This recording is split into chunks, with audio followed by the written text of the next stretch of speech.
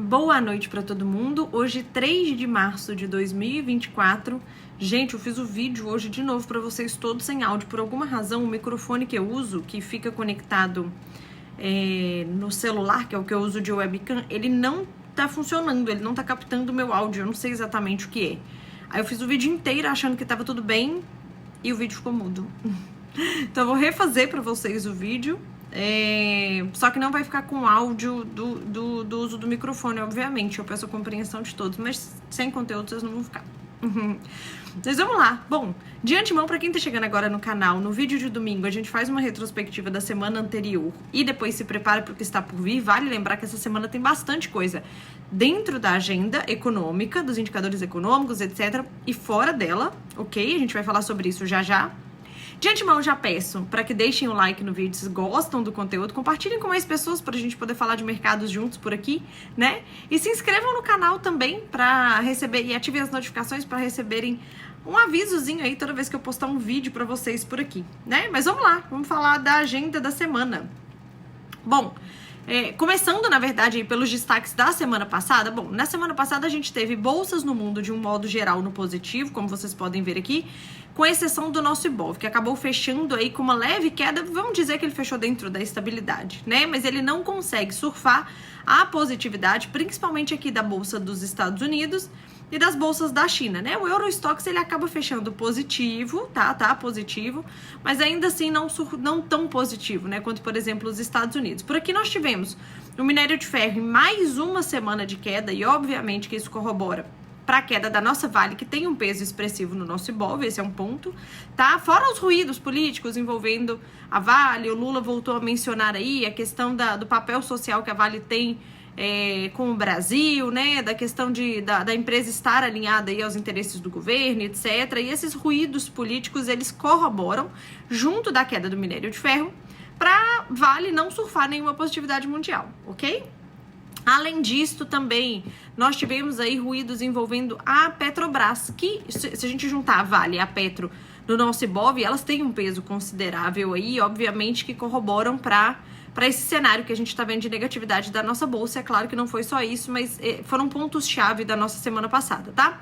A Petrobras, ela tem 2 pontos aí de ruído acontecendo atualmente, tá? Quais são? Primeiro, uma fala do Jean Paul Prats, que é o presidente da Petro, na Bloomberg, em que ele deixa no ar aí uma possível mudança, uma possível alteração da política de dividendos. Isso acabou derrubando consideravelmente a Petrobras. No dia ela chegou a cair mais de 5% depois dessa notícia, tá? E uma outra notícia que surgiu na sexta-feira também foi que a KPMG, que é uma consultoria, ela tinha pedido o afastamento de 2 diretores da Petro para poder auditá-los melhor, porque aparentemente havia um problema ali numa contratação de uma empresa chamada Unigel por parte desses diretores, tá? E que isso, inclusive, poderia postergar aí a divulgação do balanço da empresa, tá? Então isso também derruba as ações da Petrobras. Bom, a Petrobras vem a público falando que o balanço dela permanece agora, vai sair quinta-feira agora. Permanece na quinta-feira e a Assembleia para uma possível alteração da política de dividendos, ela vai ser no dia 25 de março, tá? Então, até lá, provavelmente a gente ainda vai ver muito ruído sobre este tema acontecendo na empresa. Mas fato é que isso corrobora, tem sua parcela aí de contribuição para essa negatividade do nosso Ibov na semana passada, ok? Quando a gente olha para o dólar em queda no mundo, tá? Bom, DXY 0 a 0, né? Isso aqui não posso nem falar que isso é queda. No Brasil, o dólar realiza um pouco mais da alta que ele teve. Não sei se vocês recordam, mas na semana anterior à semana passada, a gente teve o nosso dólar completamente descorrelacionado do mundo, né? Ele ficou muito mais positivo do que o restante do mundo, principalmente por um movimento mais forte na sexta-feira, tá? Na semana passada, ele acaba corrigindo um pouco mais do que por exemplo, o peso mexicano. Mas vale lembrar, nós vamos falar sobre isso no acumulado. Bom, mas dito isso, temos uma semana de dólar negativo no mundo. Quando a gente olha para commodities, de novo, repito, minério de ferro, em mais uma semana de queda, tá? Vale lembrar, pessoal, que a gente vai ver no próximo slide no acumulado, que o minério de ferro, ele tá numa queda expressiva no ano, mas essa queda, ela foi muito, muito, muito mais forte no mês de fevereiro, tá? Principalmente aí no retorno do feriado lunar lá da China, aí o minério de ferro caiu de vez, tá? Boa parte da queda do minério no ano foi nesse mês de fevereiro. E o petróleo segue sua tendência de alta aí, a gente tem aí as expectativas em relação à reunião da OPEP que eu comento já já, tá? Bom, seguindo aqui no próximo slide, então aqui a gente tem o acumulado do ano. No acumulado do ano a gente tem o Ibov para trás, tá? A gente tem o Ibov no negativo, enquanto Estados Unidos positivo, Europa positiva, China positivou, tá? Mas de uma maneira meio camuflada, depois que o governo lá resolveu restringir várias regras relacionadas à venda de ações por lá. Então as ações por lá, as bolsas por lá acabaram surfando uma onda positiva. Inclusive as bolsas por lá, elas estavam no negativo no acumulado do ano, e depois dessas regras que foram surgindo, elas acabaram virando aí para o positivo, inclusive, certo? Bom, mas de qualquer forma a gente tem aí o nosso Ibov surfando uma certa negatividade esse ano, ao contrário do resto do mundo. Vale lembrar que essa queda de 10% no minério de ferro corrobora consideravelmente para esse resultado, tá? E aqui internamente, bom, e aí nós temos questões externas que impactam na gente, que é, uma vez que os Estados Unidos não pretendem cortar os juros tão cedo por lá, os emergentes não ficam tão atrativos assim. E aí acontece uma saída de capital não só do Brasil, mas de qualquer país emergente, né? Porque afinal de contas a renda fixa nos Estados Unidos está pagando relativamente bem, e é um país seguro. Essa combinação dessas duas informações traz uma vantagem aí que o investidor prefere colocar seu recurso, por exemplo, lá nos Estados Unidos, do que trazer para um país emergente como o Brasil, que tem lá seus riscos de investimento, ok? Mas então nós temos, né, um cenário de commodity negativo aqui, um cenário de fiscal, né? Tem essa questão externa que eu expliquei para vocês, tem a questão interna do fiscal, que o mercado ainda não está entendendo para onde vai o fiscal do país este ano, né? Se a meta de déficit fiscal vai ser mantida em 0, se não vai, qual é o novo valor, né? Isso tudo está muito nebuloso ainda e acaba pondo um pé no freio aí dos investidores, o que corrobora também para eles não investirem tanto em ativos de risco aqui no Brasil.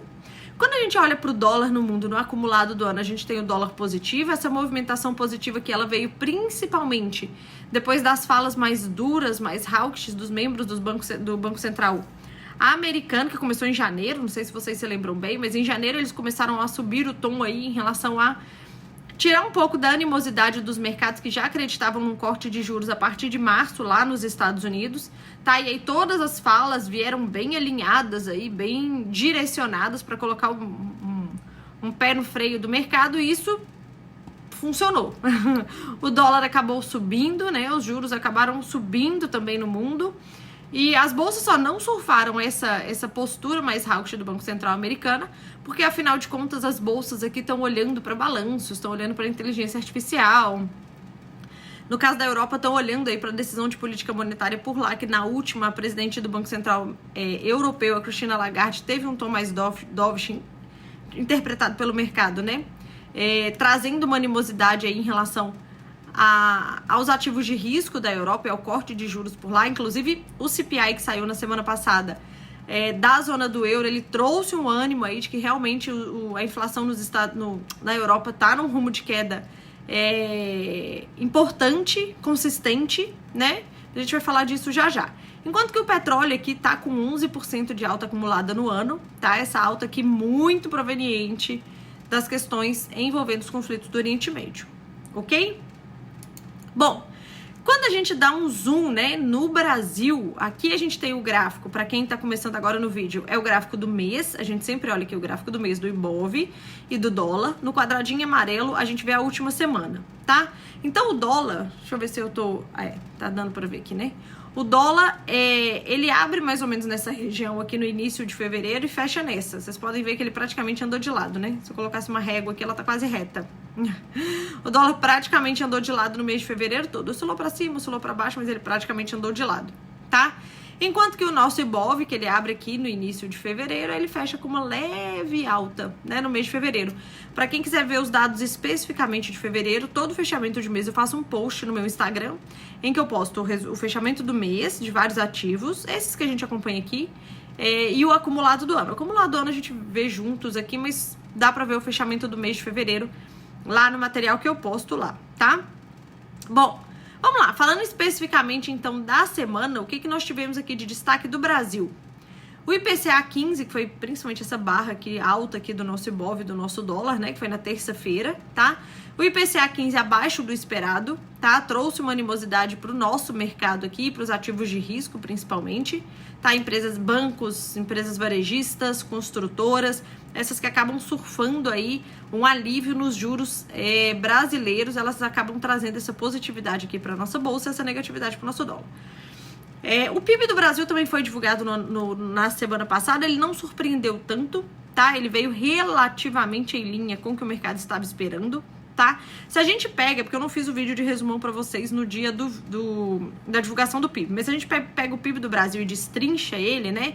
Como eu faço com vocês aqui, vai ver a tabelinha, a gente vê que o agro puxou bem para baixo o nosso PIB, em comparação com os dados anteriores, que estavam muito bons, né?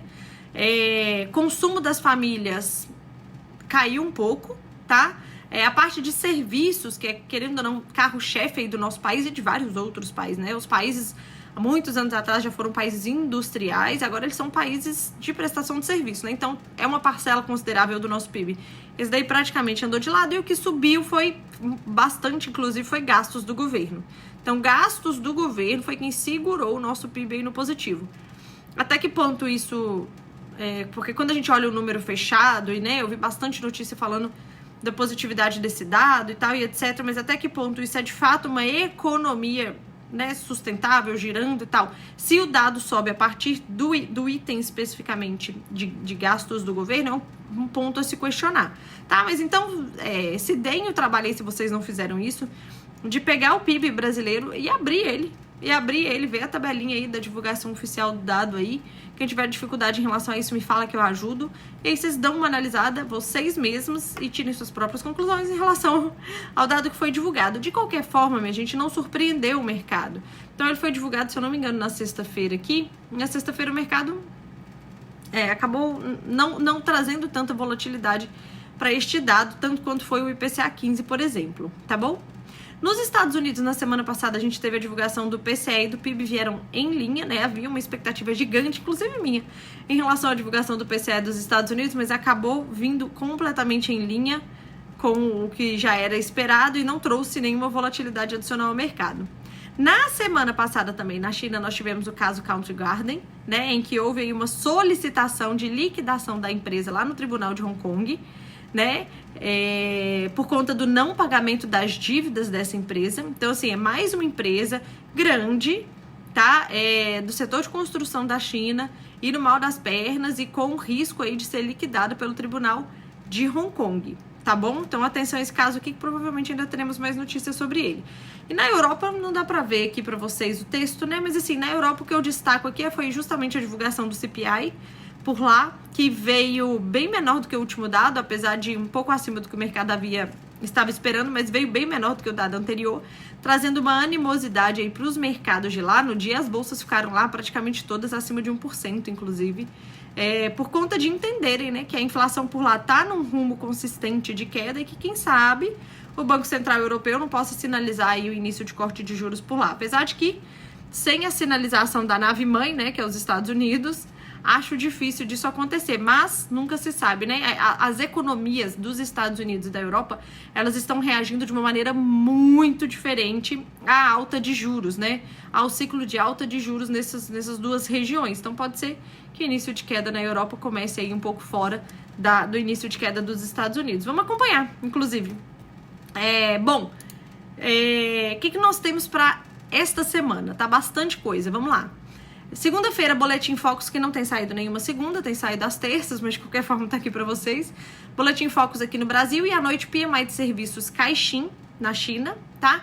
PMI de serviços também vai ser divulgado no Japão e no Japão a gente vai ter falas do Kazuo Ueda, que é o presidente do Banco Central japonês, tá? Vamos ficar atento aqui, porque dependendo do que ele falar, pode gerar volatilidade no câmbio. Isso pode impactar no dólar do mundo inteiro, ok? Bom, terça-feira, a divulgação dos PMIs de serviço e composto na Alemanha, zona do euro, junto do PPI, Brasil e Estados Unidos. Além disso, nos Estados Unidos, encomendas à indústria e PMI de serviços ISM, tá? Quarta-feira, vendas no varejo, na zona do euro. No Brasil, produção industrial, produção de veículos e vendas de veículos. Nos Estados Unidos, ADP, Fala do Powell, Jolts e livro bege. Atenção para essa quarta-feira aqui nos Estados Unidos, tá? A gente vai ter a divulgação de 2 indicadores de trabalho muito importantes. Vale lembrar que o último payroll surpreendeu o mercado para cima, né, absurdamente. Então o mercado vai olhar com muita calma esses dados de emprego aqui e, obviamente, o payroll que a gente fala já já. Além disso, também, na quarta-feira, a gente tem a fala do presidente do Banco Central americano, Jerome Powell, no Congresso americano, tá? O mercado vai acompanhar essa fala de perto também. E no final da tarde, o livro bege. Na China, à noite, balança comercial. Quinta-feira, no Brasil, dados relacionados à parte de orçamento do governo. Então, tem a dívida líquida por PIB, dívida bruta por PIB, superávit orçamentário, dentre outros indicadores aqui também, tá? Relacionados a este tema. Como o fiscal do país está no radar, esses indicadores têm sua relevância atualmente, ok?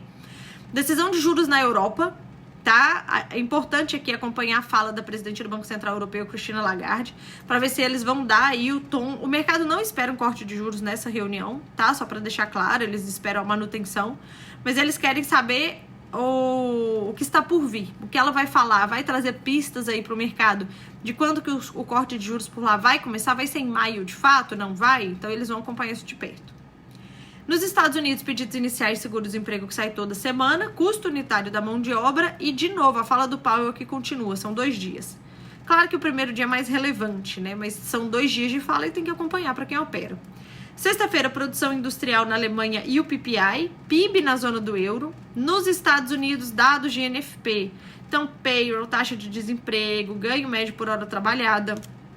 Acompanhar todos esses dados aqui, mesmo porque o mercado, se vocês olharem o dado anterior e a expectativa de mercado, o mercado entende que o dado anterior foi um outlier, assim, foi um negócio solto. E que os números voltarão para as médias que eles vinham se comportando nos últimos meses, tá? Faz esse exercício, vai lá no Investing e dá uma olhadinha nisso. Então, o mercado entende que os dados de NFP voltarão para o eixo. Acompanhem isso daí, tá? Se vai ser de fato isso ou se não. Se foi uma sazonalidade desse dado, tá? Ou se os dados estão de fato fortes e permanecerão fortes aí. Essa expectativa do mercado tão fora do dado do mês anterior, ela vai trazer bastante volatilidade aí na sexta-feira, a depender do que for divulgado. Relatório do CAGED também na sexta-feira aqui no Brasil e na China fecha a semana aí com CPI e PPI. Tá? Ainda esta semana a gente vai ter balanço da Petrobras que vai ser na quinta-feira.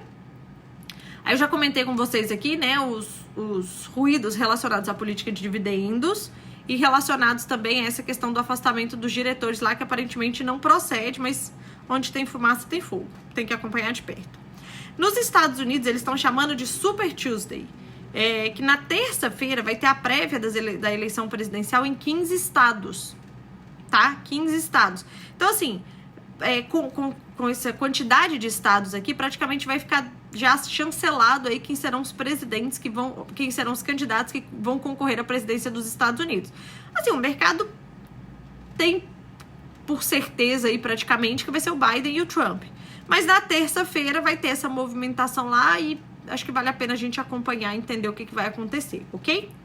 Bom, além disso, na China, gente, a partir da terça-feira vai ter a Assembleia Popular Nacional.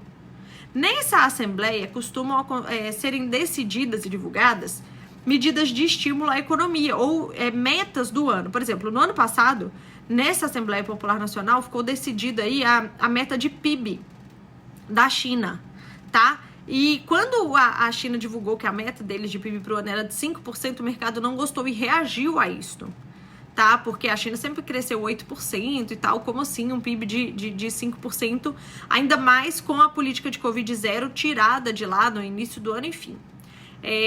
Então, nessas reuniões que acontecem lá nessa Assembleia Popular Nacional, esses tipos de indicadores econômicos, metas, estímulos, eles são divulgados. Então, a gente vai ter que acompanhar isso de perto, tá?